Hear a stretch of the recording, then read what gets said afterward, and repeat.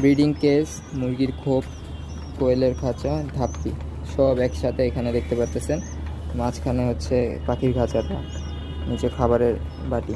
তার রিজন হচ্ছে এখানে আজকে ফ্লোরটা একটু ঢালাই করে উঁচা করা হয়েছে, এই যে দেখতে পারতেছেন।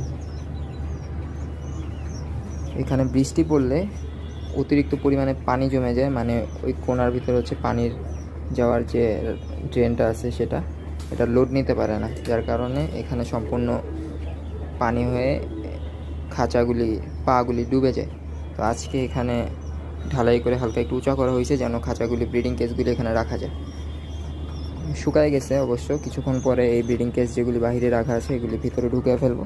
তার কারণ হচ্ছে আকাশটা অনেক মেঘলা, যে কোনো সময় বৃষ্টি নামতে পারে। বৃষ্টি নামলে সব ভিজে যাবে। খোপের ভিতরে ডিম বাচ্চা আছে। এই হচ্ছে আপাতত সেট আপ।